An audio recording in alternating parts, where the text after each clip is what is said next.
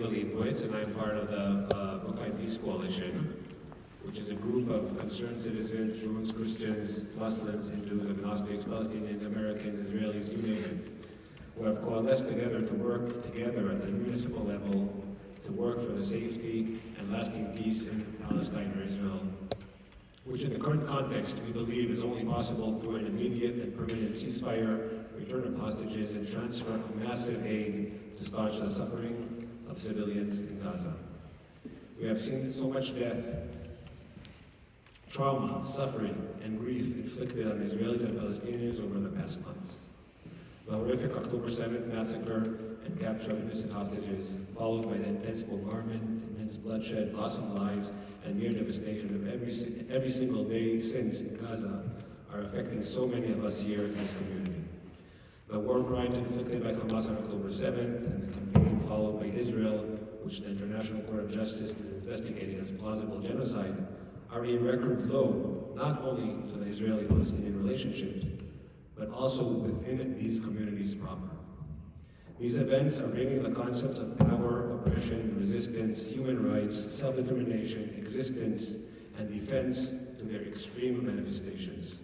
The rippling effects of these events are now felt intensely in the many campuses surrounding us here. When addressing the decoupling of the resolution of the regional conflict between Israel and its neighbors and the Palestinian demands for justice and self-determination, Shaul writes in his book, that is, these maneuvers will make the occupation a thing of the past, not by ending it, but by ignoring it. Unless, of course, buses start blowing up again. To our great horror, these issues have regained the attention of many of us in the past 7 months by events so dire, way beyond blown buses. Regardless of who you are and where you stand, we must work together to reclaim humanity and humanism. We believe that it is not only all lives are equally valuable, but those lives ought to be good ones, filled with dreams, aspirations, accomplishments, and love. Amongst the other activities, such as working on a warrant article in the town hall calling for a ceasefire, the Brooklyn Peace Coalition, partnering with the Brooklyn Booksmith here, has engaged in a series of community events to bring voices from far and near to address the different aspects of these issues which affect us so dearly. Amongst them, a panel event of the past, present, and where we go from here, with Mikhael, Roberto, Leila Farsak, and the Dietmar Dotan Greenwald, and a discussion about the right to health between the Jordan River and the Mediterranean Sea with Physicians for Human Rights Israel. We convene here this afternoon to hear 2 local authors speak about their recent books, whose main themes intersect closely with the current events. Although both were written well before October 7th, they revisit fundamental issues that Jewish and Israeli communities have been grappling with for decades, and which underlay the basis of the events unfolding in front of us as we speak. Mikhael Manekin is the director of Alliance Fellowship Program, an Arab Jewish political network in Israel, and a religion and public life fellow in conflict and peace at the Harvard Divinity School. He is the former executive director of Breaking the Silence, an Israeli military veterans group focused on educating the public as to the results of military control of the West Bank and Gaza. Mikhael is one of the leaders of the Faithful Left movement, a movement of religious Jews promoting equality through the language of Jewish faith and tradition. His book, End of Days, Ethics, Tradition, and Power in Israel, to be purchased here, was published in Hebrew in 2021 and was recently translated and published in English. Dr. Shaul Magid is a visiting professor of modern Judaism and a senior research fellow at the Center for the Study of World Religions at Harvard University. He was previously the professor of Jewish Studies at Dartmouth College. Shaul received his rabbinical ordination in Jerusalem and his PhD from Brandeis University. He will be discussing his latest book, The Necessity of Exile, a collection of essays focused on the Jewish relationship to Zionism and exile. Mikhael dedicates a chapter in his book to a conversation with a Druze-Palestinian citizen of Israel, a communist and a self-identifying Palestinian national, a minority amongst the minorities. This associatively reminded me of a talk of another Druze-Palestinian citizen of Israel, Palestinian nationalist, and a leader of the Communist Party, Samih al-Qasim, which took place at Ben Gurion University in Beersheba. In the talk, the poet Samih al-Qasim read his poem Tickets, which seems so relevant and tragic and perhaps provides some glimmer of hope in these dark times. The day I'm killed, my killer riffling through my pockets will find travel tickets. One to peace, one to the fields and the rain, and one to the conscience of humankind. I beg you, my dear killer, don't ignore them, don't waste such a thing, but take and use the tickets. Please, I beg you, go traveling. So with that, I will hand over the microphone to Mikhael and Shaul.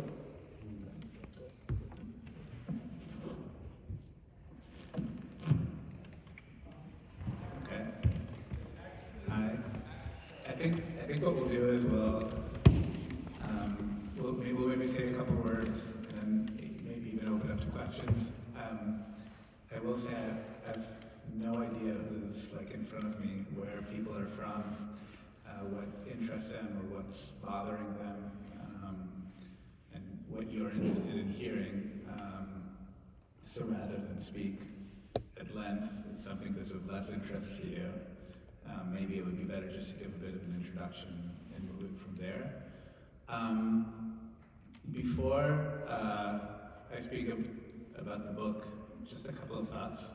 First, it was interesting that you said local authors.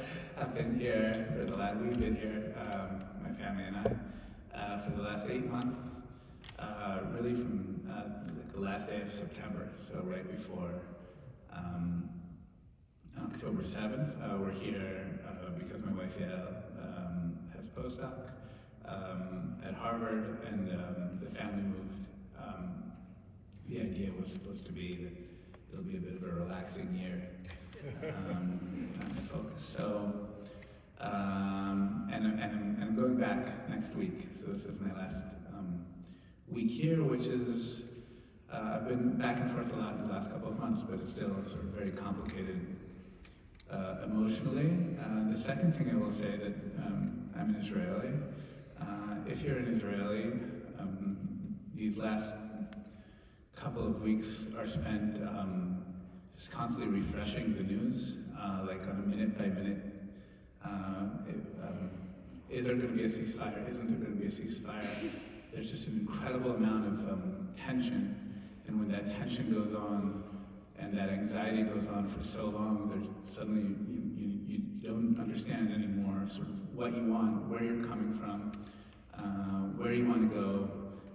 Everything's just very dire and confusing and depressing, and I recognize that's the case from an Israeli perspective. Obviously, I recognize that's the case from a Palestinian perspective and from perspectives around, and we're still very much in the middle of this, and it's there is I wouldn't even say hopelessness, because that requires some sort of framing of the conversation, but just this notion that you're in midair, and it's not exactly clear where anything is going, and it's just very, very confusing. Everybody knows that, somebody, right, back at home. We have friends whose son is being held hostage. There was a video published of him 2 weeks ago. His name is Hirsch. So it's just been a very, very confusing and depressing and frustrating time. Within that, there's a lot of sort of discussion of physical survival, and End of Days was really about, I think, sort of personal, spiritual survival, or even handling of the situation today in Israel. As Akiva mentioned, the book was written 2 years ago, but to an extent, sort of, we were already deep in where we are now. As I said, I'm an Israeli. I'm also a religious Jew, Orthodox. When one today closes their eyes and imagines Orthodox Jewry, they don't necessarily imagine somebody speaking here.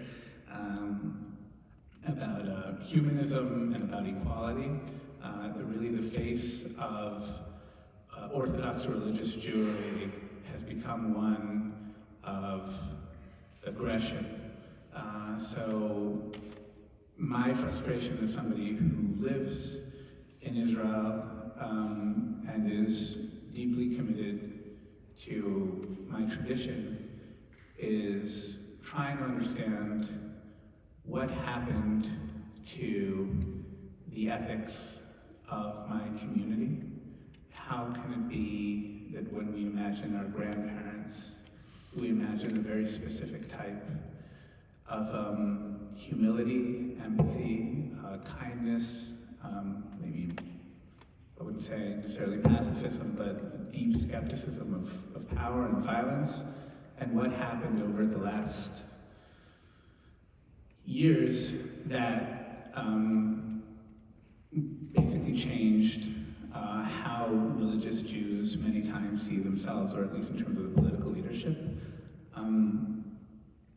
In that context, I will say that the book is not about what a Jewish state should be like.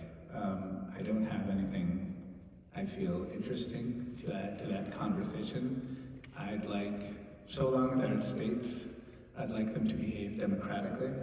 There's a problem with a lot of states on that, and there's a problem with our state definitely as well, but I don't think there's any specific Jewish content which should be added to state behavior. What does interest me is how do I and my family, my children, my community, how do we survive ethically in a context where religion has become something so far away from how I was raised.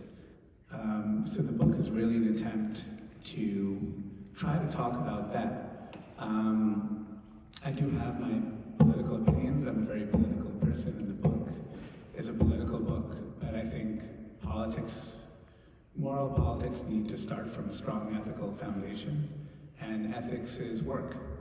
Trying to understand why you think something is good, why you think something is bad.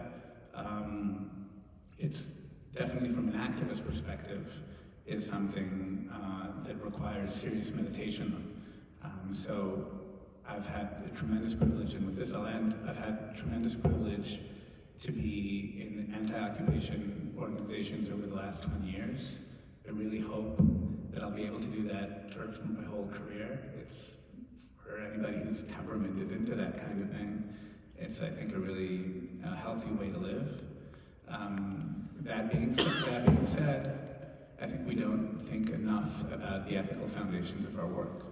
So when we see what's happening in Gaza, or when we see what's happening in Israel, or when we see what's happening in different parts of the world, we instinctively say this is wrong or this is right.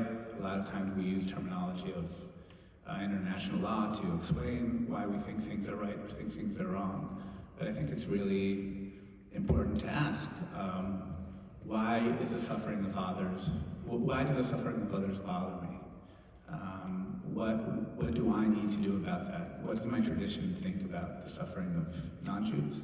What does my tradition think about my use of violence? Where do I want to go? I think fundamentally that's also a question of communal tradition. So just in terms of introductions, that's where I'm coming from to this conversation, again, with the hope of this becoming a conversation. Maybe last sentence, which I've found myself saying a lot in the last couple of months. In American contexts, people always feel sort of hesitant to ask uncomfortable questions with the feeling that they might be rude. I don't come from that tradition of conversation. Please feel free to ask something which is uncomfortable. I've probably heard much, much worse. So I'll just put that out there just in terms of the general mood, which I already see as sort of very, yeah. Thanks of course, for everybody for coming. Thank you, Mikhael, and thank you all for coming. There is, in a way, an overlap of sorts between Mikhael's book and my book, and I had to twist Mikhael's arm to convince him to come out with an English edition of the book. He thought that it was really an Israeli story and that there wouldn't be much of an English-speaking audience for the book, but I think that we've seen, not only from today, but from other places, that that was actually wrong. Both of our books were written before October 7th, and I had a long conversation with the publishers of my book after October 7th, whether we were going to publish it at all after what happened, and we decided to do it. And one of the reasons that we decided to do it was, I shouldn't say one of the reasons we decided to do it, but I think what's come out subsequent to the book coming out after October 7th, and a lot of critics of the book had said, well, this book is already irrelevant the moment it appears on the shelf because of October 7th, and I don't think that that's true. I think that we're still in a very liquid moment, and it's not clear whether October 7th and the war that subsequently followed October 7th, and I don't think you can really detach those two things, whether October 7th and what happened afterward will change everything or will change nothing. And it's not really clear. And by saying changing everything and changing nothing, I'm talking about kind of dual atrocities that both people suffered, and whether those dual atrocities will be sufficient enough to create a kind of paradigm shift where both sides see that the continuation of how each side existed and each side's narrative will have been somewhat disqualified such that there'll be a serious rethinking on both sides about how to move forward. I mean, I hope that that's the case, but I fear that that's actually not the case. And what very well may happen is both sides, if the war's going to end, the hostages will be, the ones that are alive will be released, prisoners will be released from Israeli prisons. So that's going to happen at some point sooner or later. And I think that the fear is that everyone's just going to go back to their corners and things are just going to continue in another layer of status quo. So my book is about Israel, but it's really not about Israel. My book is really about Zionism, and particularly the way in which Zionism made two claims, in some way two claims that are endemic to the project. The first claim is that Zionism is the end of exile, is the end of Jewish exile, that the Jews were exiled from the land of Israel in 70 CE, when the temple was destroyed. We entered into a state of diaspora, even though there was a diaspora during the Jerusalem temple, but where most of the Jews no longer lived in the land of Israel, and that Zionism was the culmination of that historical process. That's one narrative within Zionism. And the other one, which is also a companion narrative, but not identical to it, is that Zionism negates the exile. In other words, it makes the exile inoperable. Once you have a Jewish state, the Jews that choose not to live there somehow become inauthenticated in relationship to the state. Now, in some way, David Ben-Gurion, the first prime minister of Israel, thought, wrongly so, that, well, if there's a Jewish state, then the Jews are going to move to Israel, because why would Jews not want to live in a Jewish state if there's a Jewish state? Whereas why would Jews choose diaspora rather than living under a state of sovereignty? But of course he was wrong about that, because some Jews, of course, did come. Many of the Jews that came had no place else to go. But the great challenge, and Ben-Gurion was actually really very, very strong about this, the greatest challenge to Zionism was America. Because if America proved to be a sustainable, safe, robust diaspora for Jews, where Jews can live as a collective and flourish as a collective, that would really, in a certain sense, challenge the success of Zionism. And so throughout the history of the State of Israel, there's been this constant state, and I say this because of where we are right now, even today, of trying to destabilize the safety of the Jews in the diaspora in a narratological way, right? of course, the great weapon of that is anti-Semitism, and hopefully we'll get a chance to talk about that more. The other thing that the book tries to argue is that the end of exile, or the negation of exile, not as a kind of descriptive geographical state, but exile as an existential state. Exile is a state that believes that what I call in the book the state of the not yet, that the world is not complete, that history is not complete, that Jewish history is not complete, that there's more to do within the world by Jews, for Jews, and from Jews. Once you end that and you get into this place of the exile is over, I think it's very easy, and I don't think that there's even a guilty party here, very easy for an ethno-state to become chauvinistic and supremacist. Once there's no longer an exile, there's nothing left to do, there's nothing left to complete, everything has been accomplished. There's a danger in that. On the one hand, there's a desire for that. Certainly for the Jews who for millennia have suffered, have been persecuted, have been marginalized, not constantly, but often enough to say, we're kind of just tired of that. We're tired of living in that state of not yet. We want something complete. I understand that there is certainly a motivation for that, but there's a big danger in giving up the existential posture of exile. And so the book tries to really articulate a state whereby exile can continue to play a role, not only among the Jews who live in the diaspora, but the Jews who live in Israel as well. That Israel is not the end of the exile, and Israel is not the negation of the exile. Having nothing to do with the Jews who live in Boston, Massachusetts, but having to do with the way Jews understand themselves within the historical arc of human civilization.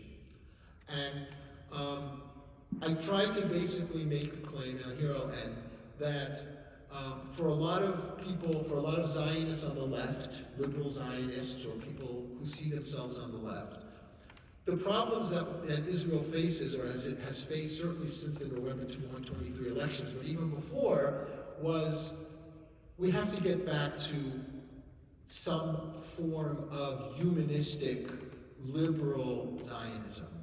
That the problem is what kind of Zionism has taken hold. My question in the book is that maybe the problem is Zionism itself. That maybe Zionism as an ideology is something that has accomplished the creation of a nation state, and that it can no longer accomplish the continuation of that nation state, which is multi-religious and multi-ethnic. And I think one of the founding principles that we all of us can agree with here, wherever we stand on the political spectrum, is that the Jews are not going anywhere, the Palestinians are not going anywhere. I think that's clear. And what was called by Zionists in the 1920s, when they came to Palestine, they actually asked a very important question, and they called it the Arab question. Right? At that time, the word Palestinian wasn't really used, the term Arab was used. And the Arab question was, how are the Jews going to establish a Jewish state in a land that at that time was a majority of non-Jews, a majority of Arabs, called the Palestinians? And that was a real question, and the Zionists themselves were asking that question. And then Hitler came to power. And then Zionism became an emergency. And that question kind of was taken off the table. And it never really came back. It came back at moments. It came back during Oslo. It came back during Camp David I. There are periods of time when it came back, but it never was really seriously addressed. It was always like a can that gets kicked down the road. And in some way, as difficult as this is to say, October 7th was the Arab question blowing up in the face of Israel. And now the question is, what is Israel going to do about that? And so, in that sense, I think what I suggested is, as opposed to anti-Zionism, because anti-Zionism I feel uncomfortable with, because anti-Zionism in a certain sense doesn't really offer the legitimacy of the state And if you ask me, as a lot of people do, does Israel have a right to exist? I would say no. No state has a right to exist. States don't have a right to exist, but they exist.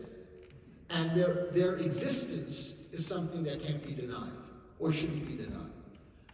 The question of how they understand the nature of their existence is really the question that what I call counter-Zionism suggests, which is Zionism did its job. It didn't do such a great job, but it did its job. It created a nation state. It saved a lot of Jewish bodies over the course of half a century. But maybe it's time to rethink the ideology upon which the state is founded, which is a multi-ethnic, multi-religious group of people, where they're from the Jordan River to the Mediterranean Sea, about 50% of them are Jews, and 50% of them are Arab Muslims and Christians. And that reality is not going to change. And it's not clear to me that Zionism can really provide an answer. All right, thank you. So, I mean, I want to open this up for discussion, and maybe I'll start with a brief question. You started talking about anti-Zionism and counter-Zionism, and really people have different understandings. Even, I mean, reading through Mikhael's book and your book, you have different understandings of what this Zionism is. So, the question is, may it be just conducive to abort using these terms, which were coined in the latter part of the 19th century, within a specific context, environment, and geography, and move on to using other terms that may be more conducive and more inviting to pick up this challenge and work on creation of something new? I hope so, but I'm not really that optimistic. I mean, these things are so deeply embedded in the Jewish collective psyche. And I don't only mean in Israel. Of course, in Israel, Zionism is, for a lot of people, and I think Mikhael's grandfather is a great example, for a lot of people of his generation, and even the generation after, Zionism saved their lives. As simple as it is. Without Zionism, they would be dead. And so it's very difficult for them and for their progeny to give up this idea of Zionism. So it would be very hard, but I think maybe necessary. For American Jews, or for diaspora Jews, certainly American Jews, we have, and I say we because I was very much a part of this, from the early 1970s, there was a very calculated educational decision among the leaders of the American Jewish community to Zionize American Jewry. That Zionism was going to be the centerpiece of Jewish education in Hebrew schools, in summer camps, in orthodoxy, in conservative, in reform, reconstructionist, in different ways, and that has succeeded to a large extent. And now what we're witnessing, especially among people on campuses and people of Gen Z, is the unraveling of that process. And I think that as opposed to saying that there's something wrong with the generation that is simply not accepting the inheritance of Zionization, I think we should consider what the future of American Jewry would look like. Not to repudiate the state of Israel, but to see that American Judaism will succeed when it's able to move beyond Zionism. So I think in both sides of the ocean, I think different kinds of things have to happen. Yeah, just to make it more complicated, for me at least, first of all, I will recognize that I kind of want to get back to Israel to stop talking about Zionism. Like I've talked so much about Zionism over the last 8 months, and it's not something that I think for obvious reasons that Israelis talk about as much. And I will say that I don't know how to decouple the existence of an Israeli from that term, in the sense that so much of our language is steeped in what could be understood as Zionist rhetoric. I mean, even if we forego that word, the country's name is still Israel, which is a name of, one of our patriarchs, and it's based in what is a secularized version of a holy land. I speak with my children. I love my children in Hebrew, which is one of the functions that Zionism created, sort of the use of Hebrew as a spoken language.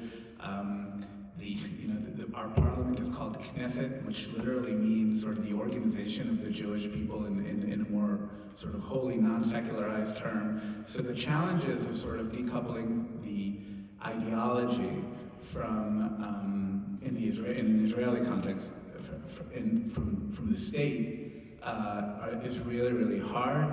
As somebody who's not a very ideological person, and I think this has to do also with sort of my orthodoxy, is that the question of sort of what you do is much more sort of pressing than how you think. So for me, I would go about it the other way in terms of saying, what is it that what does justice mean for me in the region? And to also, and to not, and to try to be as explicit as possible as what is minimal sense of justice. So if it's okay with you, I'll just say my specific sort of subjective answer to that is that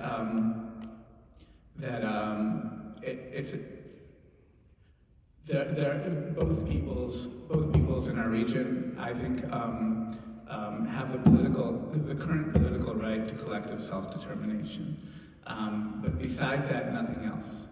So for me, the question of majority isn't important. It's not important for me that Jews, at least theoretically, it's not important for me that Jews are always the majority in the area. I know that puts me very much on the fringes of what is called Zionism, but I do know how to point to people who have said that in the past, definitely before 48. The idea of majority is contingent on the fact that we're in conflict, and I don't want to be in conflict, so with Palestinians.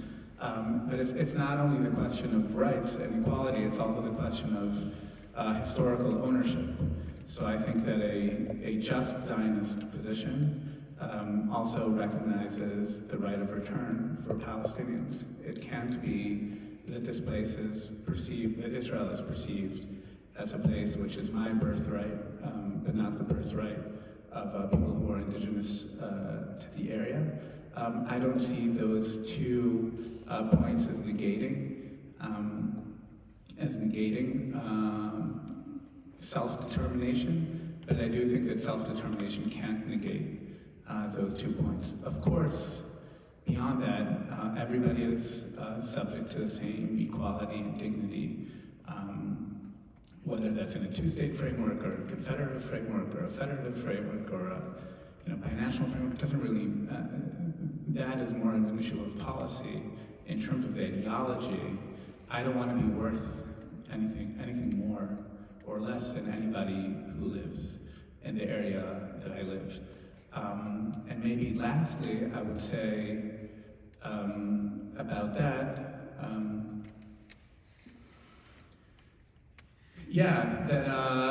that one can call that position very easily an anti-Zionist position. I think one could call that position a Zionist position, which is why it's very hard for me to answer the question of what to do with that word.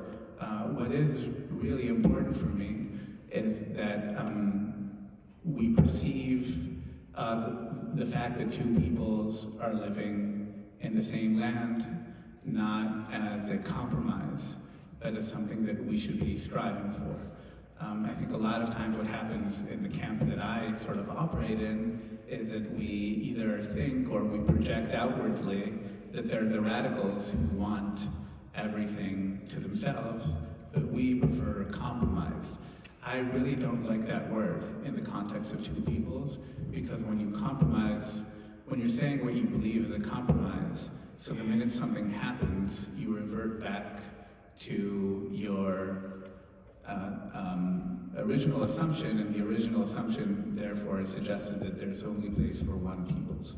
So for me, the idea of having two peoples in the land is not a compromise, but rather a potentially beautiful structure that we were given, that we were graced.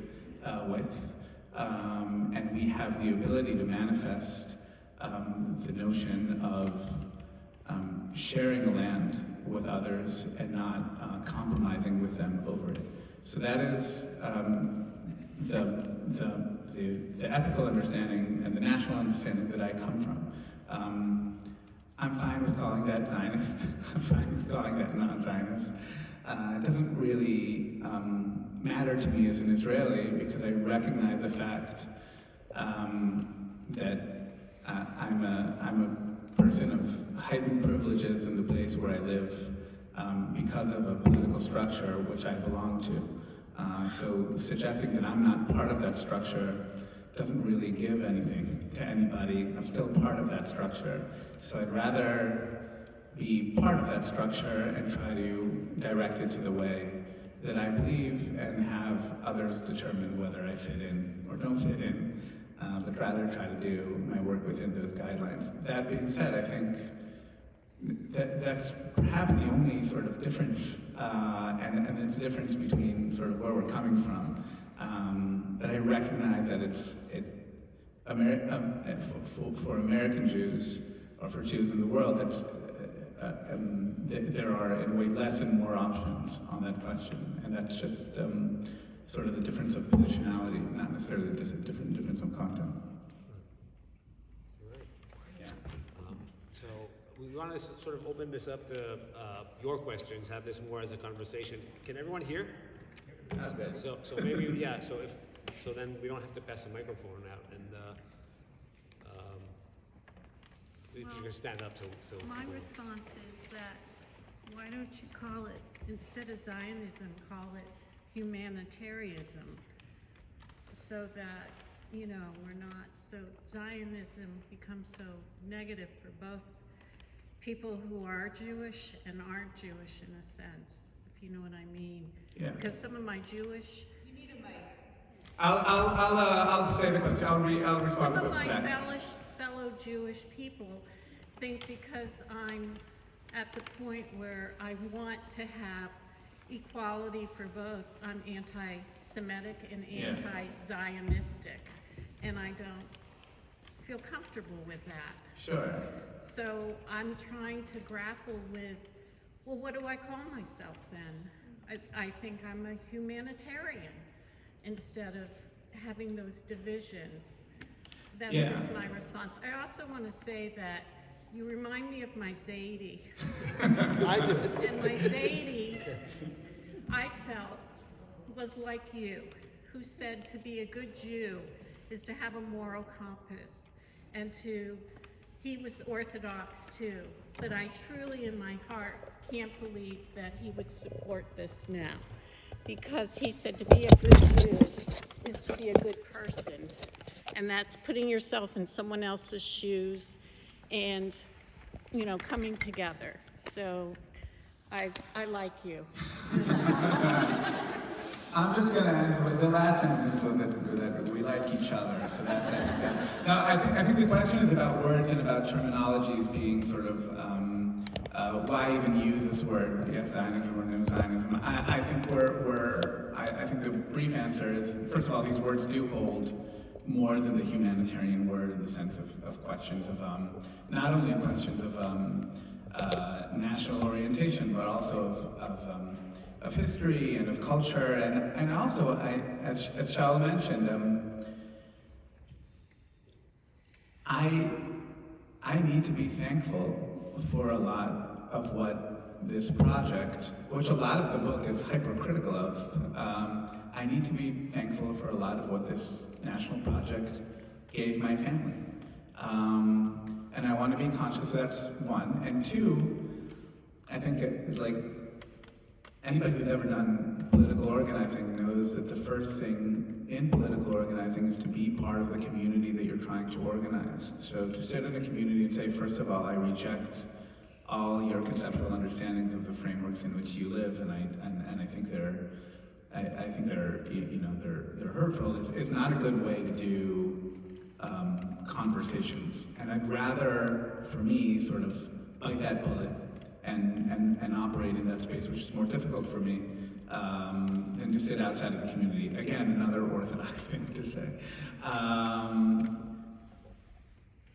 That being said, I think it's clear, at least from my perspective, and I imagine Shaul as well, and I'd be interested to hear his response to this. As it's clear, I'm not much of a nationalist. You know, I think you know, nationalism is a pretty poor way to organize communities. But we, you know, maybe in 100 years, people will believe in city-states. I don't know. This is a pretty new project, and we'll probably, you know.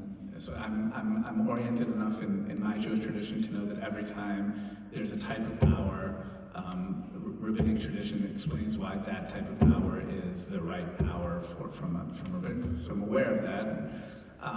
We need to operate in the context which we live. And the context which we live now is a nationalist context. I see sort of role of people such as myself as also trying to protect our faith within that and not making sure our faith becomes just a mechanism for structures of power and control, which are, in my mind, temporary. States are temporary, and if states are temporary, then Israel is temporary. It'll lead on to something else. We don't know what it is. Maybe redemption, but maybe not. You know, we don't know. So I'd rather not sort of, you know, not use all of our tradition as a tool to better a state, which we know will ultimately lead to something else. Thanks. Just two quick things.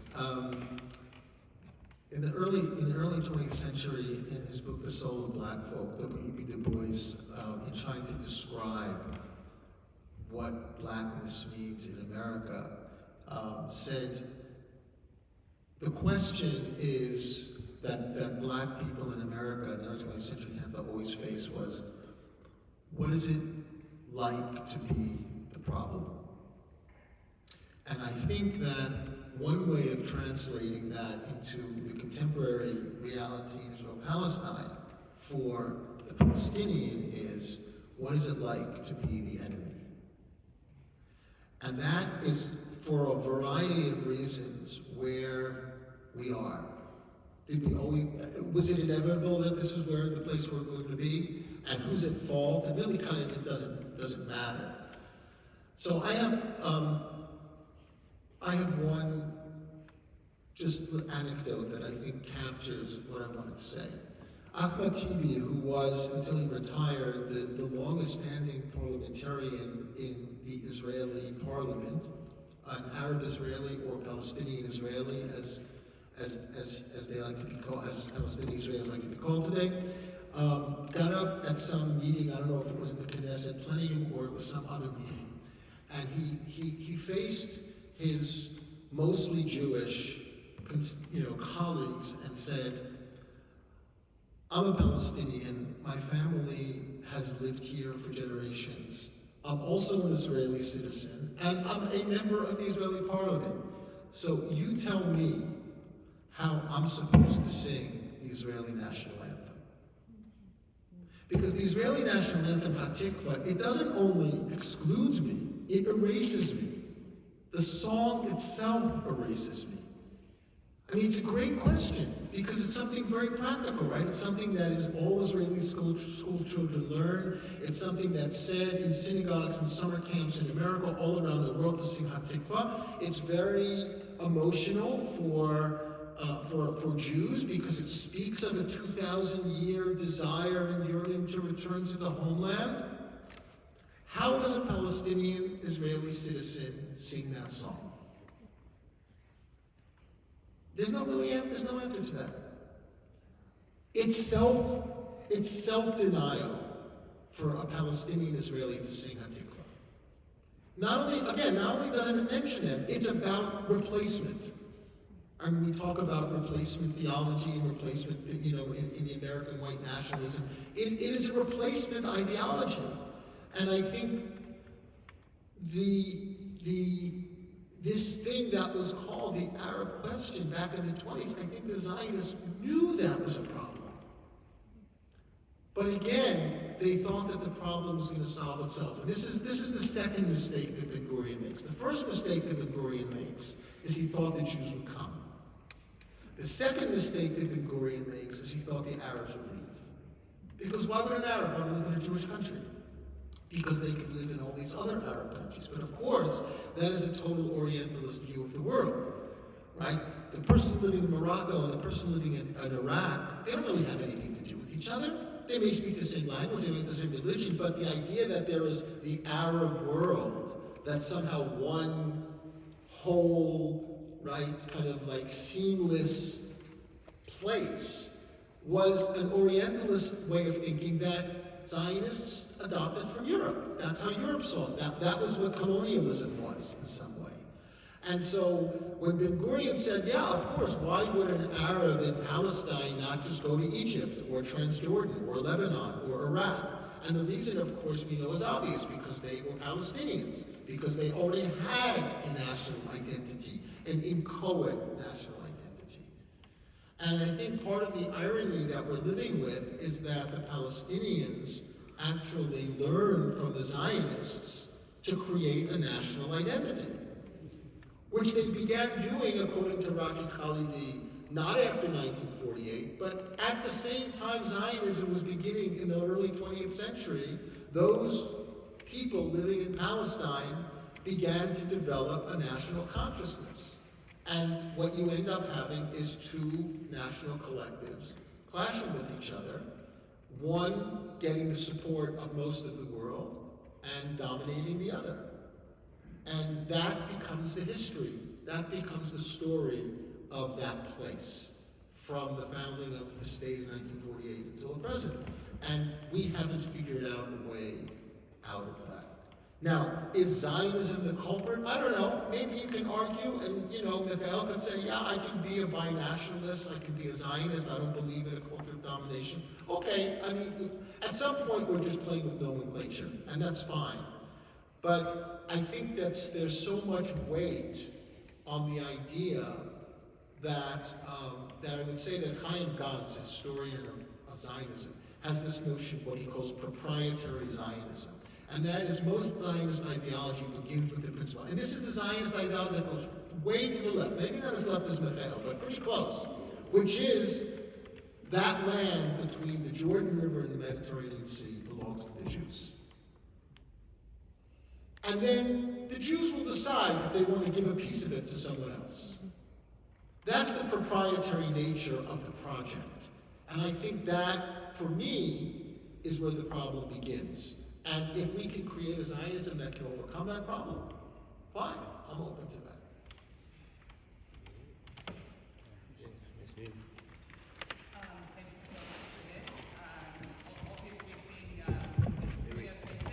I wanted to ask you more about the terminology, and maybe because there's a major force saying, coming mostly from Israel, saying that anti-Zionism is anti-Semitism. And also, I will add to this that an anecdote of myself that I think it is happening in the U.S. because I had the privilege of meeting Deborah Lipstadt, the envoy of monitoring and combating anti-Semitism, 2 years ago. And she works at the Department of State. And I asked her, why is combating anti-Semitism in the United States is something that has to be in the Department of State and not internal affairs? And I didn't get a good answer. So I would love to get your opinion. Thank you. So, there's something very interesting about that question. Anti-Semitism is anti-Semitism. So Jonathan Grunblatt, the director of the Anti-Defamation League, came out with a statement some months ago. Anti-Zionism is anti-Semitism, full stop. No nuance, no gradations, no explanations, no context. What's so interesting is that anti-Zionism is a term that was traditionally and still today mostly used by Jews, about Jews, and Jews who identify as such. In other words, the pro-Palestinian solidarity movement generally doesn't define itself as anti-Zionist. Who are the anti-Zionists? The Jews are the anti-Zionists. Because the moment that Zionism emerges onto the scene, anti-Zionism emerges onto the scene. In fact, you could say that anti-Zionism even precedes Zionism, but that's a whole other question that we don't dig into. In other words, Zionism, anti-Zionism, is in large part an internal Jewish debate, and has been. Now, I think you're right. Of course, the pro-Palestinian solidarity movement has taken on this kind of anti-Zionist moniker.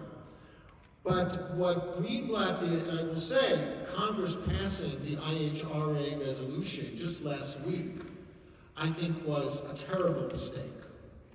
Because to some degree, it makes me an anti-Semite. And many of us, maybe even Mikhael, an anti-Semite. I think that what Greenblatt was doing was basically weaponizing a term to try to expand another phenomenon, which is anti-Semitism, which exists. It certainly exists. It exists on the right, it exists on the left. It exists, and it should be called out when it is expressed. But to say that anyone that opposes what's going on in Gaza is an anti-Semite seems to be totally bizarre. And in a certain way, the Anti-Defamation League, the purpose of the Anti-Defamation League is to call out discrimination, anti-Semitism, but all kinds of discrimination, Islamophobia, bigotry, racism, right? It's the Anti-Defamation League, it's not the Anti-Jewish Defamation League. But okay, it's a Jewish organization and its focus was always anti-Semitism. It's become an arm of the Israeli government at this point. And I think that's the problem. And in a certain sense, if you ask me, are we recording this? Okay, well. Now everyone wants to know, yeah, really? If you ask me, one of the people that is most responsible for promoting anti-Semitism in the United States is Jonathan Greenblatt. Right? Because he's making anti-Semites. And in a certain way, the overkill that's happening as a result of what's going on in the world, even before the college process. You remember, because Greenblatt said this months before the college process. Greenblatt said this after October 7th, but before the war, is not really solving any problem, but actually creating more problems. That's my view. I'll pass. I'll just think on this just briefly, because there are educators here, and this question is hitting close to home for many here. They're dealing with it in the lower school, in the middle school, in the high school. There may be some college folks here. Do you have any practical advice for any of them here? How to encounter and deal with this in their daily lives? Well, I mean, again, we come down to this very, very wily term, context. What does it mean? Is a person saying, I don't believe that Israel as a nation state has the right to exist? If the answer is yes, that might be anti-Semitic. If that person believes that other nation states have a right to exist. If one says that I don't believe that the Jews have any historical connection to that homeland, I would say that's anti-Semitic. If somebody chants, we are all Hamas, that's anti-Semitic. I mean, there are ways of delineating what is actually meant by what is said. If a person says my anti-Zionism is that I don't think Israel should be dominating another population, that should not be killing 17,000 children, I don't think that's anti-Semitic. So again, you can't define something. That's why the anti-Zionism is anti-Semitism full stop is so destructive. You can't define something as volatile as anti-Semitism simply by a term without understanding what that term is. And I think that, there are people who identify as being anti-Zionist who I think are anti-Semitic, for sure. And I think there are people who are pro-Zionist who are anti-Semitic. I think that's what's so hard for a lot of Israelis to get their mind around, is that the Christian evangelical pro-Israelists can be Zionist and anti-Semitic at the same time. That Zionism is a form of their anti-Semitism because it's all dispensationalist and they're just waiting for the unfolding of the book of Revelation, which does not end well for the Jews. Right? So all these things need more on the educational front. They need more kind of depth and nuance than those that are in charge of things want to give them. No, maybe just to add on that, in terms of your question, Akiva, that I do find that attaching our positions to positions of locals to the country, the states, Israel, Palestine, whatever you want to call it, recognizing that there are Israelis and Palestinians who are speaking what a lot of people here are thinking, is both on the tactics but also just on the deeper understanding, I think a very healthy way to approach the conversation about the area. I find that the minute or as a conversation starts becoming about Israel and Palestine, and not through the people of Israel and Palestine, meaning the conversation stops being about place but starts being only about ideas, that's when we start slipping into very tricky territory. It promotes justifications of violence in different ways. It promotes erasure in various different ways. So so for me, recognizing and normalizing the idea that they're real people who are living through these conversations about ideas, and that a friend of mine told me at the beginning of this whole thing, every time I want to use the word violence, replace that word with pain and suffering. And that's just a very healthy way to put content in a word which can sometimes become, for lack of a better word, like ideological.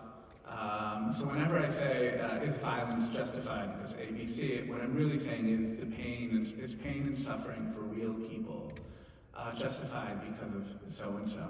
And that's a way to remember that every time we're talking about justice, there are men, women, and children at the end of that who are just real people, and they can believe in things which I disagree with, and that I'm very adversarial to, but they're real people who deserve to have real and meaningful lives, and not to be in pain and suffering. And I think that's a healthy way. I don't guarantee that'll make people not critical towards you, but I think it's a good litmus test, like a personal litmus test, to move in a direction of a more humane direction. You were praising. We'll get to everyone. I think we have time. So, Thank you very much so thank you very much for being here. I wanted to maybe elaborate more on the connection between anti-Semitism. We'll translate it back. We hear. If you can elaborate more on the question between anti-Zionism and anti-Semitism. And I grew up in the Middle East, in Lebanon. My grandfather was forced out of Palestine. But still growing up, I was also educated in Western education. So I read, pretty well read, I think, on the Jewish history and the Holocaust and the pogroms and everything. But at the same time, we have real life experiences that contradicted with everything we've learned. And I think I was able to, thanks to my education and my parents, to see a difference. But really, it's a terrible minority when you're aggressed by a where the aggressor proclaims themselves as a Jewish state, and the entire media in Lebanon would call aggression by the Jews and the Jewish state. I mean, it was very easy to have any to relate any conversation about Zionism to Judaism. And I think, in my mind, growing up, what we saw on October 7th is the very violent manifestation of that. And so in my mind, the anti-Zionism, anti-Semitism sort of association is a tremendous risk on Israel and on Jews worldwide. And I think that's probably the one thing that worries me the most for Israel and for Jews. And so beyond it being an existential question, do you perceive it as an existential risk? That's my question. First, I think that's a very good sort of articulation of the question. For those who didn't hear, the question is doubling down on this issue of the relationship between anti-Semitism and anti-Zionism, and when Israel presents itself as the Jewish state, and basically, if I understand correctly, and basically orients the understanding not only of itself, but of the people in its vicinity, that there is a relationship between being a Jew and being a Zionist. And I would add to you, being a very specific type of Zionist in the last 70 years, isn't that also a risk? Doesn't that also create a risk for Jews worldwide? As an Israeli, I would say that I very much recognize that challenge. That doesn't negate agency, of course, from the other side, in the sense that the fact that, for example, that Netanyahu, or even that the nation-state law sees not only a relationship but a deep connection between Judaism and Zionism, and that connection goes back, of course, much before Netanyahu and probably much before 48. Creates a great deal of challenges. Doesn't mean that people who are outside of that aren't expected to, as it's common to say here, educate themselves about the situation. And I would also add on to that the violent response is also, of course, a challenge. But regardless, meaning even if you mistakenly accept that correlation. The question of how to respond and in what type of violence to respond, I still think is a question of sort of every human being being an agent. After I said all of that, it's interesting, around a lot of the campus protests you hear sort of pundits in Israel saying, well, we would understand if the protesters would be talking about two states, but why are they talking about all of 48 in the way they're talking about 48? And my response to that as an Israeli is because the opposition isn't presenting a loud enough option for people to realize that that's happening on the table. And now, that doesn't need to be your response. That's my response as an Israeli, in the sense that,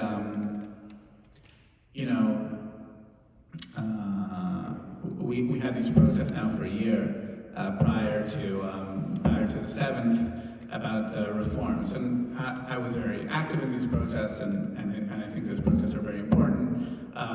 One of the conversations were constantly among the protesters, like, should we be talking about Israel-Palestine? Should we not be talking about Israel-Palestine? And always the decision is, now is not the right time to talk about presenting an alternative worldview on the Palestine question.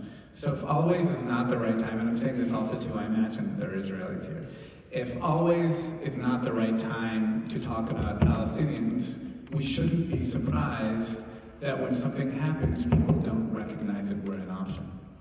And therefore, my only way as a responsible sort of political agent to answer is to say that if people don't understand that I am an option, that means I'm not doing a good enough job mobilizing for my option as an alternative. I understand why sort of the cards are stacked up against us, but one of the reasons why it's important for me to come to spaces like this is to say there's actually another option for what it means to be a Jew and what it means to be an Israeli, and that option recognizes both the deep problems, and I agree with Shaul that some of them are endemic, but many of them are endemic to the way Zionism was structured and the state was structured, but also the challenge is upon us to create a meaningful alternative. So most of my working relations in Israel are Palestinian. And whenever somebody says to me, or I would say, there is a Zionist option that understands where you're coming from, they would say, well, prove it. Because we've seen a lot of years which work the opposite. And I've come to recognize that that's a fair and valid response. So if I want to present my position as a counter option, I need to do a better job organizing and mobilizing, and not constantly complain that my voice isn't heard, and that other people's voices are heard. So, in the two-state context, the people who heard most the two-state agenda are the supporters, traditionally, are the largest supporters of the two states, which is the Israeli Center and the BA. If you're a level-headed political individual, there's no reason that you would think that two states means what, Chadash, the Communist Party, means when they say two states. They think you mean what Tzipi Livni means or what Abu Mazen means. So our role as responsible people is to look beyond why people are complaining and create our position as an alternative position. And again, I say that in following your comment, which I very much agree with, which it creates an existential problem, this coupling, and I think that's, I think Netanyahu has done that more than anybody else, maybe since Ben Gurion, is to create that very strong relationship between being a Jew and being a very specific type of pro-Zionist, and it is worth mentioning that Israeli left gets hurt on that as well, internally in the country. For anybody who knows the background of breaking the silence in Israel would probably know that as well. Because obviously, ultimately, it turns inwards, right? It's not only going to be attack outside; it's going to be attack inside as well. But I find that the only way to deal with that is to mobilize, and I think that's why these types of projects are so important in terms of what you're doing here, because that's what politics is about. It's about sort of mobilizing and organizing an alternative to what's happening, while recognizing that we're currently, for a lot of reasons, some our fault and some not, in the minority. I think it's really a crucial point that you raise. Sometime in the 1960s, James Baldwin said, and I think I'm getting it pretty much right, that people don't want to give up hate because if they give up hate, they have to deal with the pain. And I think there's a lot of that speaks to this particular question of the Holocaust and the Nakba, which are two painful events that happened to two people that were then thrown together. And so much, this is a whole other conversation, but the Holocaust plays such a tremendous role in the collective memory and the collective psyche of the Jews. And the Nakba plays such a tremendous role in the collective memory and psyche of Palestinians. And in a certain way, both of those things are driving the narrative of each one and creating a certain kind of irreconcilability where you get into the kind of persecution Olympics of who suffered more and so on. And so there's a book by Omri Baum, who's a colleague of ours who teaches philosophy at the New School, an Israeli who lives in the United States, called Haifa Republic. And it's a fascinating book for those of you who haven't looked at it. Haifa Republic is a really interesting book. And one of the things at the center of the book is Omri's very, very kind of provocative claim that the possibility of reconciliation between the Jews and the Palestinians in Israel-Palestine is both sides have to learn how to forget. Now, that doesn't mean to forget the Holocaust or to forget the Nakba, but they have to learn how to forget enough that the tragedy and the trauma of each side is not continuing to drive toward the future. Because that memory of trauma and the re-trauma that happens really makes reconciliation impossible. And so we see that. I'll give you two examples. I mean, I have two examples in terms of the Holocaust lesson, in terms of the Nakba, but it was so interesting, I'm sure to all of you, that after October 7th, in the sovereign Jewish state of Israel, analogies to the Holocaust happened immediately. Immediately. This is the most number of Jews that were killed. So the Holocaust, all of this Holocaust, in the sovereign state of Israel, right? The sovereign state of Israel was the place that was supposed to prevent the Holocaust from happening. And yet, the Holocaust is so close to the surface of the collective Jewish psyche that Jews go right there. And the second thing is that there is, and one can argue whether this is a good thing or not in terms of education. There's an educational program in Israel of taking 7th and 8th grade children from Israel to Auschwitz. Now, on the one hand, you can say, okay, look, this is tremendous, this is a history, this is important. And in America, you have the walkable living of taking American Jewish kids to the concentration camps and then taking them to Jerusalem, and it's this whole kind of process, which is basically saying, oh, you see here, you're in Jerusalem, this is necessary because of where you just came from. This is necessary to prevent another Auschwitz. So, and by the way, the children that are going to these concentration camps are children that are also from Iraq and Iran and Morocco and Yemen. It's not even children, only Jewish children from Europe that have a familial connection. It serves in part as an educational program, and in that sense, I think it's constructive. It also serves as a re-traumatization program. Right? I'm going to re-traumatize these people who grow up in a sovereign state where they are the hegemons. And I'm going to show them in proximate history the powerlessness of their grandparents and great-parents and great-grandparents. Now, in a certain sense, that re-traumatization prevents precisely what Omri is saying needs to happen, which is not the forgetting as if it didn't happen, but creating a different paradigm of memory and possibility for the future that's not dependent on trauma.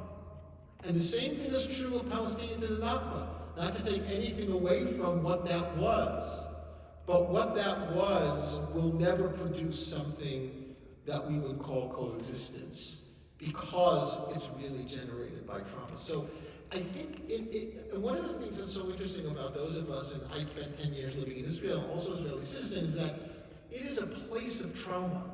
The Palestinians are traumatized, the Jews are traumatized, the Druze are traumatized, everyone is traumatized. And it therefore gets locked into a situation that has a very, very difficult time moving forward. Jamila, you were responsible to put a question into the reservation. I won't ask that question. Oh, okay, all right. I was just trying to. But I do have a question. Is there another mic? Because sometimes the questions are really interesting. I'll just ask more. Perfect. You can step up for that. Yes, that's perfect. So I was really happy to hear the conversation about coexistence. I think we moved to Brooklyn 3 years ago, and one of my favorite things about being here was having so many Jewish and Israeli neighbors and telling stories of my grandfather about coexistence, bridge games, and like where we bought jewelry that has been passed down, all kinds of really, really neat things. And I found in the aftermath of October 7th, there's not so much space for those stories, maybe because they're overly sentimental in context, and Also, I've learned that many of the people that I'm speaking with do not have the same memory. And so I wonder what the role of those perhaps overly sentimental conversations can be right now, if there is a role, or if we forget, as you also alluded to. So the Israeli left, and I think the Palestinian left as well, to the best of my relationship with Palestinian left. Up until October 7th, that's actually, I think, a bit the opposite of this for a lot of my friends. Up until October 7th, we were actually very skeptical of coexistence, like what you call in Hebrew, mifleshei chumus, like this notion that you're bypassing talking about the real issues by talking about food or talking about, and in a way, because the situation is so dire, there's actually a need to some sort of just lightness and humanization and trying to do that as well. So I've also become sort of less skeptical of the need of lightness and calmness. But I would say that in the Israeli context, in the Palestinian context, there is a history of I wouldn't say exactly erasure of activism, but the ability to bypass sort of fights for justice by coexistence. So I think the challenge is to make sure that the coexistence is contextualized in the understanding of the legitimate needs of all peoples, which is dignity and freedom and sovereignty. And I think once that understanding is clear to both sides, then there's much more room to have that conversation. I would say for me, interestingly, as somebody who is foreign here, and I walk around with this kippah everywhere, even though I get calls from Israel like, aren't you afraid to walk around at like Harvard with a kippah? And I've never sort of experienced anything at all. That being said, when I see like somebody wearing a hijab, I feel an automatic connection. Both because there is a different sort of inherent of walking in the public sphere, and also because I really don't think one can understand Jewish tradition without understanding Islam to an extent. You can't understand the Kabbalists of Tzfat without understanding Sufis, and you can't understand earlier mystics without understanding Ibn Arabi. So for me, as somebody who's interested in God and in my religion, there's no real way to access that in a serious way without accessing Islam to some extent. And that's true in other extents to Christianity. So I think recognizing content beyond the niceties of sort of food and clothing, which are important, I think is really fundamental. I would also suggest that it offers a pathway to understanding justice, because I've been thinking a lot this year about understanding the holiness of land in a more serious way. And I think there are traditions which were created in the land of Palestine, be it by Tzfat mystics or by Sufis, which are really relevant to my understanding of what does it mean to be in a holy place. So long as the nice content is curated in a way to also facilitate more meaningful conversations on justice and on equality, I think it's actually a good route forward. And I would suggest to cynics such as myself to not be so afraid of just sitting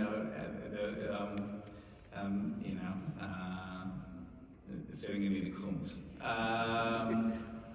Because I think it really is part of that conversation, and also a necessary humanizing mechanism. But again, to realize, for me, it's been a really important experience here to just feel an automatic identity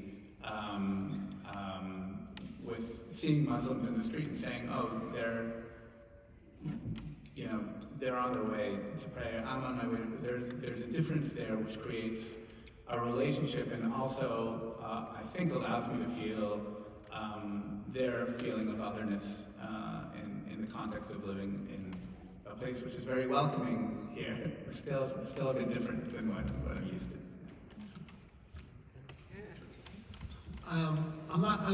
I think it's a great answer. I think you gave a much better answer than I can to that question. But I do want to take this opportunity to say something from something you said.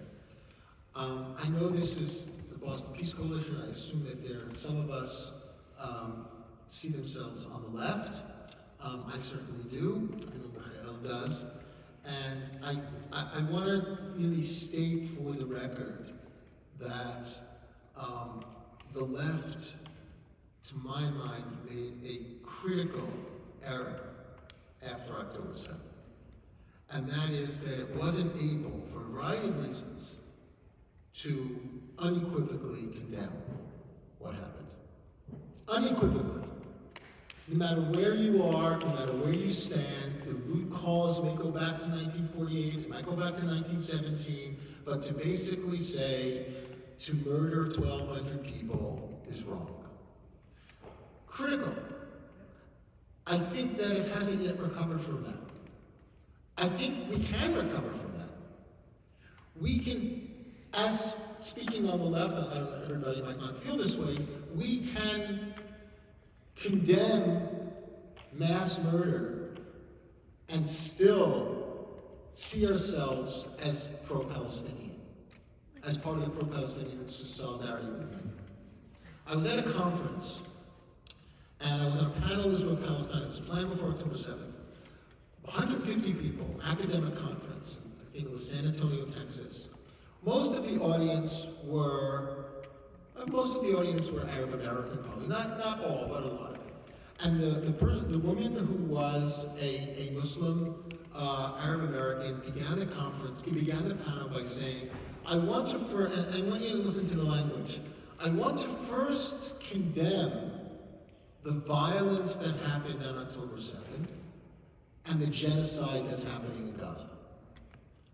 And when it was my turn to speak, I said, what happened on October 7th was not violence. What happened on October 7th was mass death. And if you can't say those words, there really isn't anything to talk about. And then people started asking me, oh, mass death, I never heard that word. What does that mean? And my response was, I don't think one has to define what mass death means, right? And on the other side, I think on the pro-Israel side, the mistake was, after October 7th, it was if there was no such thing as October 6th. Somehow October 7th fell from the sky. It had no context, it had no history, it had no conditionality. And the mere claim of, there were certain conditions that were put into place, where there was a 56-year occupation, there was a 16-year siege, there was this, there was that. Oh, you're pro-Hamas, because you're relativizing what happened. Contextualizing and relativizing, understanding something is not justifying it. And I think that, that's that side. That's not the side that I stand on. But in terms of people on the left and peace coalitions, I think that we need to recover from that.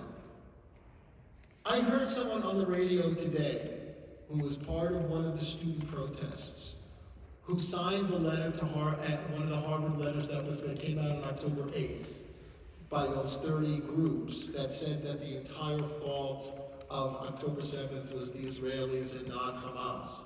And the interviewer said to her, and he was very, very generous, is there anything that you would want to say different 6 months past?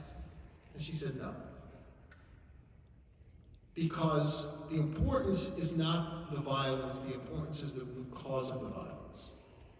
And at that point I said, we're screwed. Now, however you want to, there's something, I don't get, a group of people on the left that consider ourselves to be humanists to be able to somehow justify the slaughter of 1,200 people is just simply beyond my comprehension. And to justify killing 17,000 children in Gaza is beyond my comprehension. Or 36,000 people, or 38,000 people. I frankly think it's probably much more than that. And we'll find out later. So there's something about the whole story that we're still stuck, I think, in trying to figure out how to be true to our values and also recognize when something is simply wrong. All right, so from the back there. Maybe we should take 2 questions? Yeah, do that. Here. What's that? Oh. There you go. So. That's as far as it goes. Here. So maybe 2. Can you stand up and give the mic? Well, let's like take 2 questions.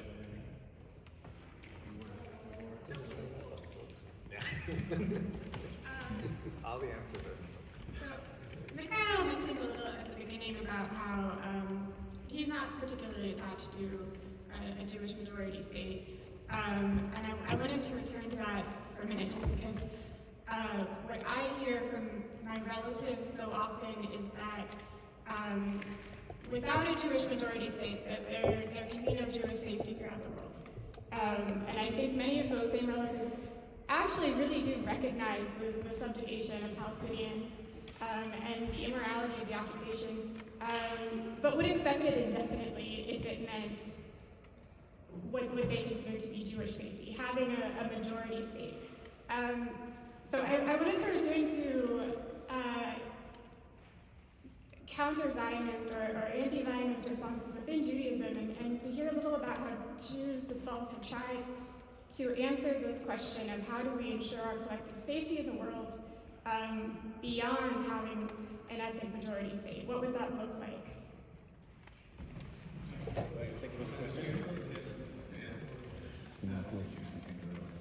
Are you saying go to the next question? Yeah. Yeah, we'll do 2. Thank you. I just wanted to know about the response you would have to students or any protesters condemning Zionism because it's colonialist. Is that anti-Semitic? I'll maybe what I wanted to say, so you already said that. Maybe we'll do 3 and then Let's do 3. Yeah, let's do 3. And then worst comes first, we'll forget. So I want to go back a little bit to, you talked about the Zionization in the United States. So I lived through that. You know, I grew up in the 70s, and just like all the people who are running all the mainstream Jewish organizations in the United States. And it's been like horrific to me to watch them kind of constricting any dialogue since October 7th and preventing any viewpoints other than the Orthodox Jewish establishment American viewpoint that we have to support Israel entirely and no one in the Jewish community can say anything negative about what's happening over there. And it's been just like, viscerally horrific to me. So, and then I want to draw a parallel to that and see what you think about this.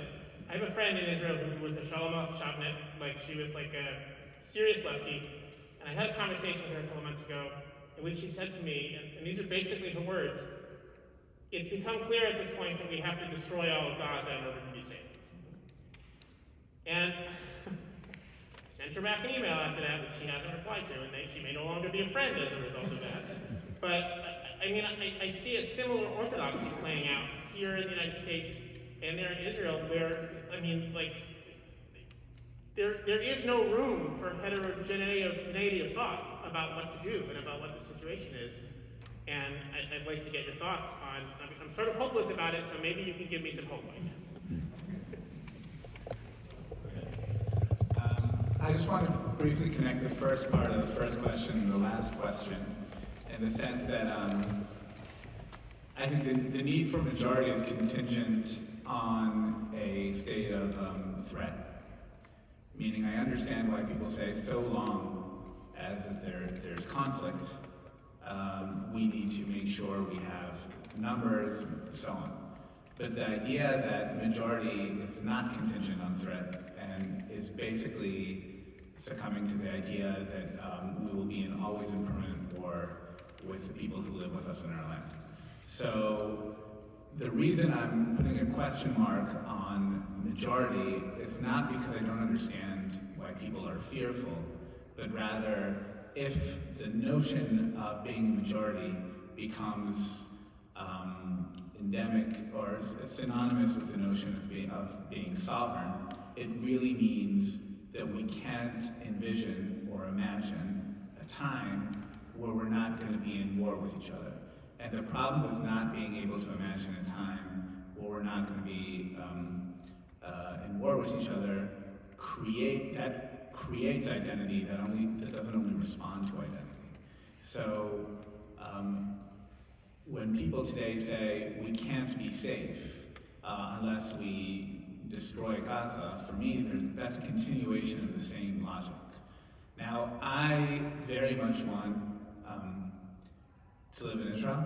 I want my children to live in Israel. I'm very happy that my grandkids live in Israel. I don't feel at home here. I feel at home there. I really love the place. But I see no logic in living in a place where I know will not provide me safety and will demand of me to be barbaric in order to survive.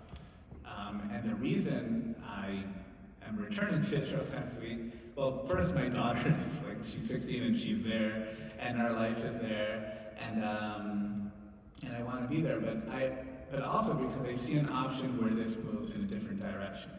But that option is predicated on the idea that we have some sort of political imagination in which we're not in a permanent state of war. The idea that Netanyahu is able to articulate so masterfully, and in my mind, part of sort of like the evil nature of his thought, is that he's able to convince Israelis that there's no other option except for permanent war. And the minute you sort of internalize that understanding that there's no other option other than permanent war, the only thing that's left is the amount of intensity you wage that war. So times of peace becomes where you wage war less intensively, and times of war become where you wage war more intensively. But I don't want to live in a place which is permanent war. So in order to do that, we need to construct a language, and you can call it Zionist, you can not call it Zionist, I think that's less important. But we need to construct a language in which we imagine that we don't need to protect ourselves from the people who live with us in the same place, but rather we're able to live with each other peacefully. I think part of that is actually having conversations with, and political conversations with Palestinians in the region where we live. I have found something, there's this phenomenon in Israeli center left since the war of people who hitpakhu, like they woke up, they moved to the right. I found that the people who have woken up are people who don't have conversations with Palestinians. The people who have regular ongoing work relations or political relations with Palestinians, none of them have woken up and understood that they need to be more to the right. So part of educating yourself in terms of the option of living in a framework which is not solely Jewish is actually recognizing and working in an environment which is not solely Jewish. Israel is a hyper-segregated place. We have different education systems. We mostly live in different places. So it requires individual and collective and communal work. But that work is necessary in order to imagine a premise in which we're not in a permanent state of war. So that would be my answer both to sort of the first and the third question. Thanks. I'm going to try to answer part of the first question and then swing to the second and third. And I'm going to say something that's going to sound maybe a little bit dissonant. Unlike Mikhael, I am not an Orthodox Jew. I'm an ex-Orthodox Jew. I'm a recovering Orthodox Jew. But I'm a religious thinker. And what I want to say, I really actually take seriously, even though I know that it's kind of difficult to take seriously. In terms of the need for the majority, the need for a state to protect the safety of Israel, and why that is, and why people don't see that, why people don't understand that, is because there was a time for many centuries where the Jews actually believed in the covenant. And part of that covenant was that God was not going to let the Jews be destroyed. And over the course of history, belief in that covenant started to chip away until the pogroms of the 1880s, when suddenly increasing numbers of Jews just said, I don't believe that anymore. And Zionism is one byproduct of that. It's one byproduct of a disbelief that God will protect the Jews. And so when you listen to kind of ultra-Orthodox anti-Zionists, they still believe that. Now, you may consider that, we may consider that to be insane, certainly after the Holocaust, but they still believe that. And so for them, survival of the Jews is not because of a state, a nation state. Survival of the Jews is because of a covenant. And I think we have to think about that. Now, even if we may be beyond that, I think that in a certain sense, the reality that a lot of us live in relationship to safety, survival, this very notion of survival, right? In the Middle Ages, the Jews didn't talk about survival. It was just part of what their existence was. They didn't believe that they weren't going to survive. They went through pogroms, and they went through expulsions, and they went through all the things they went through, but it was never, how are we going to survive?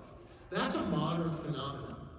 It's a phenomenon that happens when we as a collective step outside of that covenantal belief. And there are a lot of people who simply have never stepped outside of that. And I think it's worth noting that, worth thinking about that, and what the consequences of that. That our reality is based on a state of disbelief that God will protect us. That's number one, on the majority. I kind of lost my train of thought. What was the third? Second question. Throw 2 words to remind us. Yeah. The disconnect. Oh, colonialism. Oh yeah, colonialism. Oh yeah, that's big. That's big. Yeah, the answer is yes. And people that I know, that a particular very good friend of mine teaches NYU, part of the radical black tradition, who basically says, when I asked him about October 7th, he says, oh, well, of course I condemn October 7th, but you have to realize something, Shaul. I am an anti-colonialist. I am anti-colonialist wherever it's found in the world. And I see it in Israel-Palestine. Now, again, we can get into a debate about colonialism and settler colonialism. What's the difference between those two things? Is Zionism colonialist? Is it not colonialist? You can read Edward Said, and you can read Alan Dershowitz, you can read 1,000 other people. I think that one thing, without getting into that debate, is that whether you think Zionism is colonialist or not, I happen to think that it is, but even if you don't, it is certainly a beneficiary of colonialism. It certainly would not have existed without colonialism, without European colonialism. And in that sense, it carries with it the legacy of colonialism. And I would say further, even if we say that Zionism is not colonial because there's no mother country, that goes, all of those things, the early Zionists acted like colonialists. They treated the population like the European colonialists did, for the simple reason that that's where they came from. And remember, colonialism was not a bad thing in the 1920s. Colonialism was seen as being liberatory, right? Civilizing the uncivilized, bringing Christianity to the masses of the world. And then it turns around and suddenly, oh no, we're not colonialists anymore. So yes, colonialism is very big, and I think that for a person who is committed to an anti-colonialist position, Israel is a difficult thing to support. Not impossible, but it's a difficult thing to support. But is it anti-Semitic? No, I don't think it's anti-Semitic. I mean, it's only anti-Semitic if your anti-colonialism is only about Israel. But if your anti-colonialism is manifest in South Africa, in Thailand, in Myanmar, in Sudan, in all of those other places, if you're willing to get yourself involved in the colonialist projects throughout the world, then no, I don't think it's anti-Semitic at all. It's only anti-Semitic if it becomes focused on one place. And then the third question, very quickly, there was something about the third question. Who asked the third question? Oh, the Jews in the 70s. Oh, yeah, me and you are brothers. We went to the same Hebrew school, probably. Right. And yes, of course, there was an article written by Gil Troy and Natan Sharansky in Tablet magazine some years ago, 3 years ago, called "The Un-Jew," right? And you had to be of the generation of the 70s to understand the reference to the Uncola, the 7-Up advertisement, right? And basically, it was making the argument that if you, as a Jew, do not support the state of Israel sufficiently, you are. I can't say that you're not a Jew, but I can say that you're an un-Jew. That's the language that was used, right? Now, this is Natan Sharansky, who's a heroic figure, somebody who spent decades in the Gulag as a Jew. That became an interesting exercise of the way in which Judaism has become fused with support of Israel. If you don't support Israel, then it's as if you're not a Jew. And why? Because if you don't support Israel, you're not just not supporting a nation state, you are denying my identity as a Jew. I mean, not me, but I'm saying that's the argument, right? That Zionism or pro-Israelism, because I don't think it's really Zionism, because if you ask a lot of these people at these APEC conferences anything about Zionism, they know nothing, right? It's pro-Israelism. It's the support of a nation state, which I'm not saying in a bad way, it's just a different kind of thing. Zionism is an ideology that's been at war with itself from the beginning. It's pro-Israelism. If you don't support the state, you are erasing my identity as a Jew, because I've been taught that to be a Jew is to be pro-Israel. And so in a certain sense, and maybe even anti-Semitic, right? Maybe even anti-Semitic. That is a negative byproduct of an educational choice that our younger generation of people, college students, post-college students, they are the ones that are going to liberate us from that. Because, what I always say to a lot of people my age, I'm in my 60s, a lot of people my age, and they say, you can't understand, my kids, they're not pro-Israel, they're anti-Israel, they're against the state, they're anti-Zionist, my grandchildren. And my response to them is, and some of you will relate, the Israel you fell in love with 50 years ago doesn't exist anymore. It's a different country. It's the same country, it's Israel, but we fell in love with something in the early 70s that was very different than what they see on their computer screens. So you can't expect them to love the country that you fell in love with before they were born. They see something, and you see something. You see it through the lens of the love affair that you had in the 70s. They don't have that love affair. What they see is something very different. And I think that's very difficult for an older generation to understand, that we're talking about two different realities, right? I mean, Mikhael's father and I know each other, and we were in Israel at the same time, and we were both a product of that, where, for those of you that were in Israel in the 60s and 70s, I mean, it was a place of infinite possibility. There were kibbutzim, there was socialism, there was collective identity, and there was the Arab question, but nobody really paid attention to it. Nobody really paid attention to it. It was kind of under control, it was somewhere else. It was, we were all Orientalized from, growing up in America, and we didn't really pay attention to it, and it was just kind of festering. The only people that paid attention to it were Israelis, like groups like Matzpan in the 1970s. But we loved, no, the Arabs, no, we wore Arab clothes, and we liked to eat Arab, drink Iraq, and we're total Orientalists in that way. And that was the Israel that we fell in love with. But You know, as Mikhael will tell you, and as anyone that lives in Israel will tell you, that country doesn't exist anymore. But okay. Sign on to everything, and yet, for me, it still is, every place is a place of infinite. So I know we agree, but every place, and for me as a left activist, I think first of all, while the situation today is obviously more dire, I send my kids to religious Zionist education. The situation's pretty dire in Israel. That being said, I think the place of infinite possibilities of the 70s actually didn't see a lot of things happening in the 70s. And I think critical next generations are able to reanalyze that beauty of the 60s and 70s and say, wait a minute, where were Palestinian citizens of Israel there? Wait a minute, where were the budding ultra-Orthodox movement there? Wait a minute, where were Mizrahi communities there? And how do we create a conversation which recognizes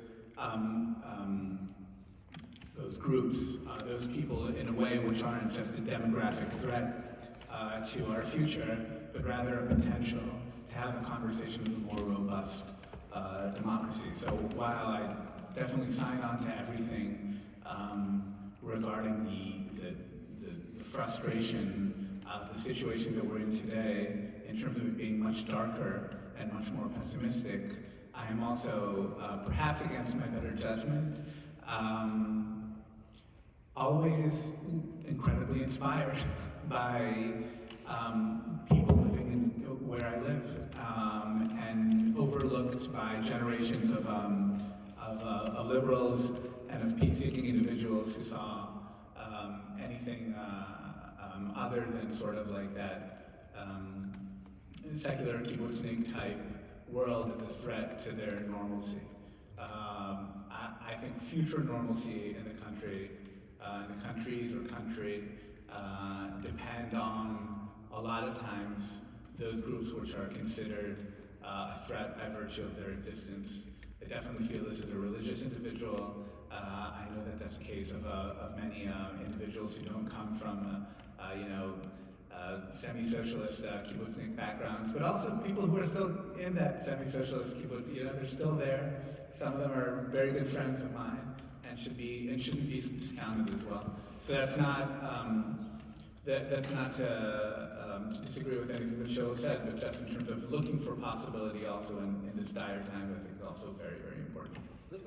Just a caveat, so I don't get a lot of email. I think there are incredibly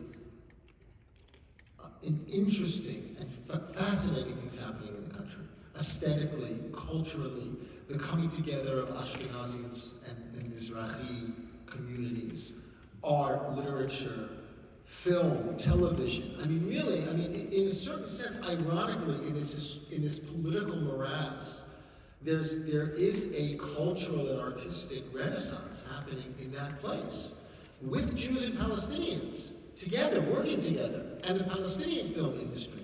So surprisingly, it's kind of like, a tree grows in Brooklyn, right? Like out of this kind of cement, closed, hermetic world, things are growing and flowering. So I want to make that clear that I do see that, I do appreciate that. I think, and one example I just give is the Israeli film industry is unbelievable. Compared to what it was in the 60s and 70s, it was like Uri Zohar and Ari Einstein. We're living in a whole different world. So I think that's true, and that's part of the irony and part of the tragedy. Let's take a last batch of 3 questions.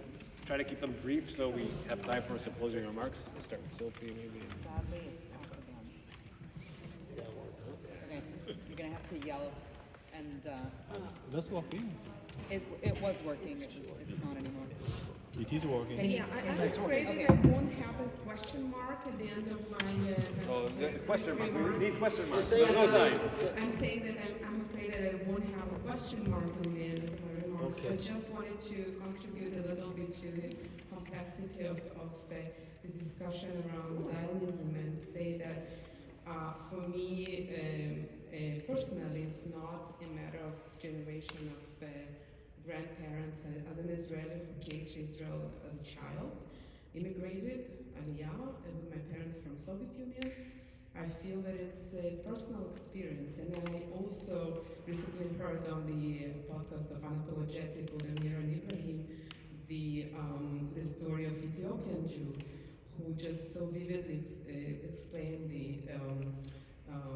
her connection and her family connection as being, she defined as Zionist, and how her family, this journey of coming to Israel.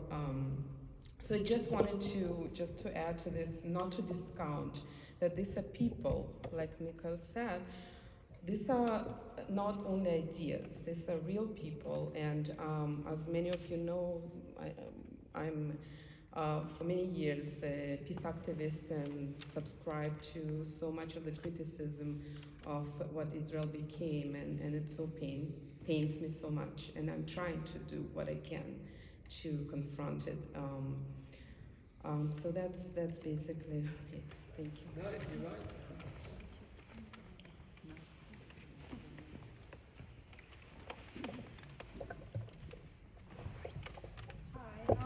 I wrote down my thoughts just because I wanted to gather them concisely. I have a very hard time with the idea that as an American Jew, one of the most important things I'm supposed to do is to support the state of Israel. I'm one of those Gen Z Jews that you mentioned earlier who's chosen to reject this idea, and I myself am grappling with what a new era of Jewish community in America could look like. And I would be interested in hearing what your thoughts are exactly on how American Jewry can move forward from nationalist Zionism as a core tenet of our culture. How many more hands do we have here? Good. Hi. I'm curious about your thoughts on boycotting as a means of a peaceful protest, and how this may also affect intellectual thought, and how Israeli researchers and thought makers are also being kind of wrapped up in this boycotting. One last one. One last question.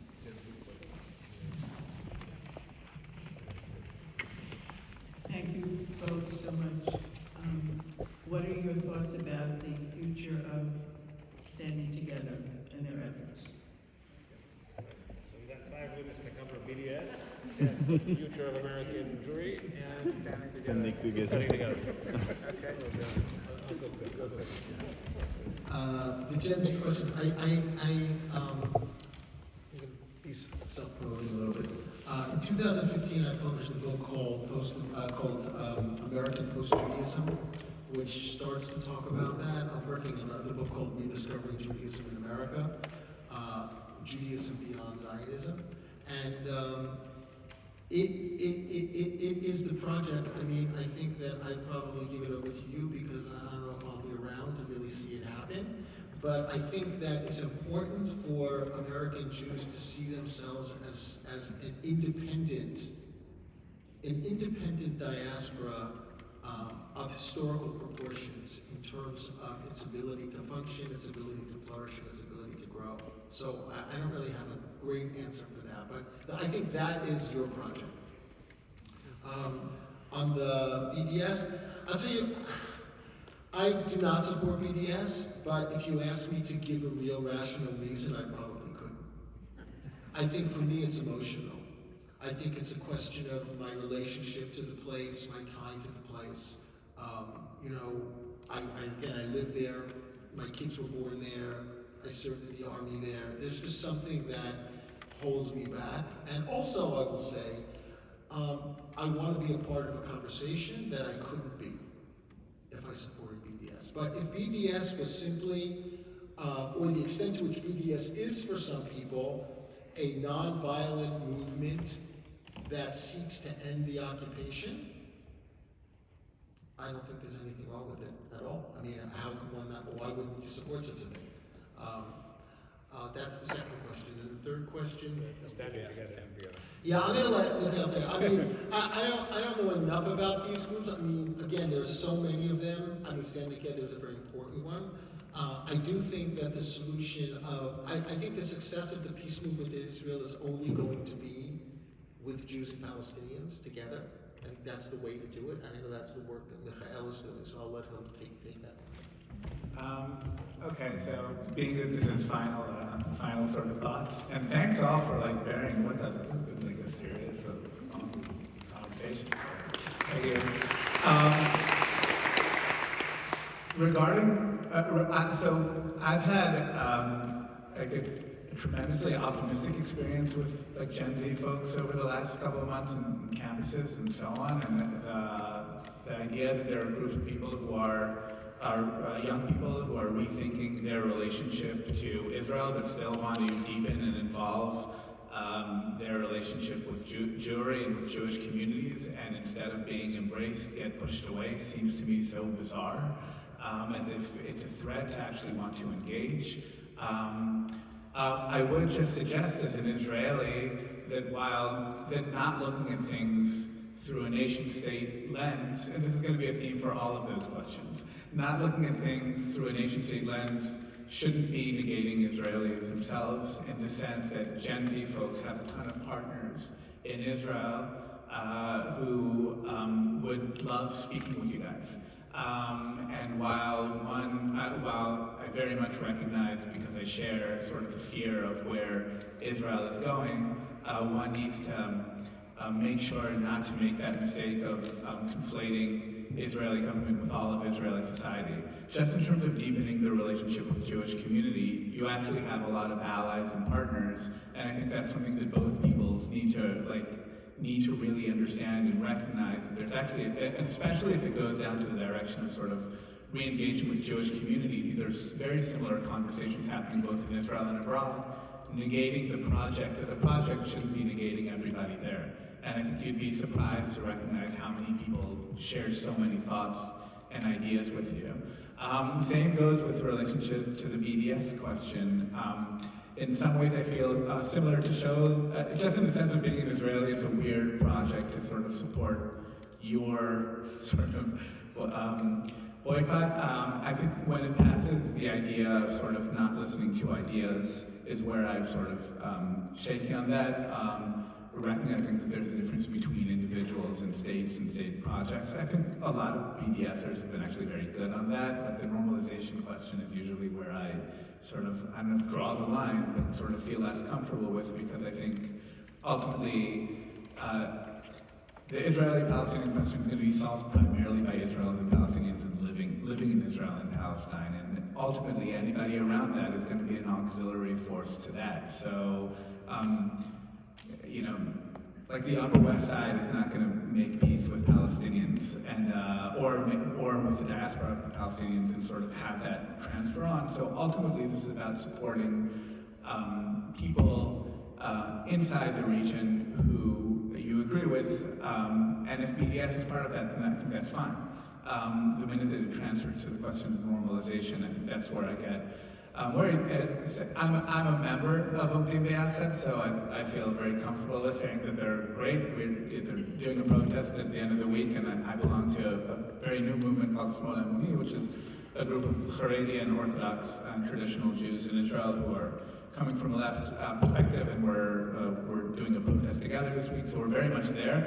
After talking about all that civic stuff, this is going to be sort of one can't depoliticize Israel, and ultimately this is also about recognizing that the future of peace in the region goes through politics, and within that parliamentary politics, and it's sometimes very uncomfortable to want to talk about parties, and parties obviously always frustrate us. I'm sure that's the case in the US, and there shouldn't be the case anywhere, not be the case anywhere else, but ultimately I would call, other than supporting grassroots movements, recognizing that we need different politics of power in Israel and Parliament of Israel, which means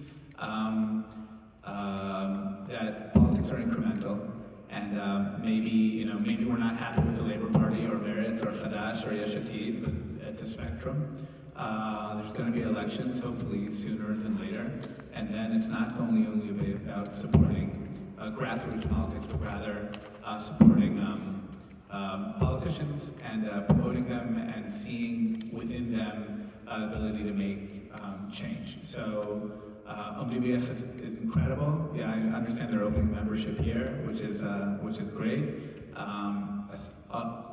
Alongside that, I think one has to work really hard to find faith in also sort of political structures and political systems as well. I think we're done. So Yeah. So you gave us like something semi-optimistic. Yeah. Shaul, maybe to a minute of conclusion, something hopeful. Oh. I'm really an optimist by nature, I was saying. I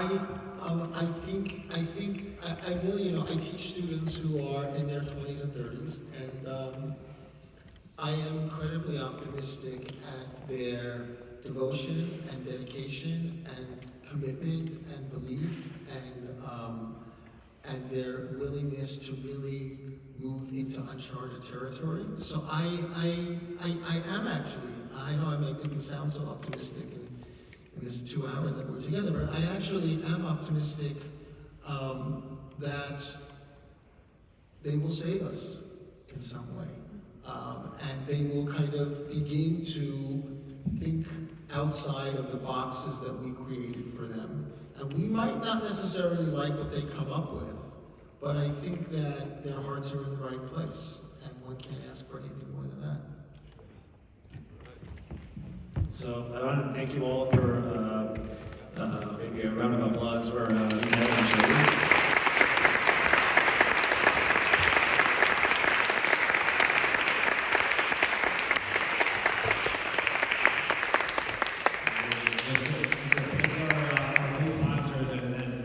Here, the book by Book Smith has been collaborating with us all along. Lisa.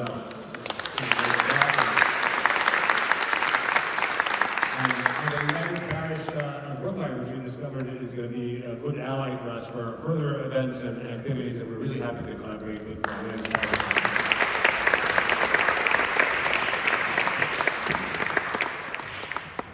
Thank you all. Thank you.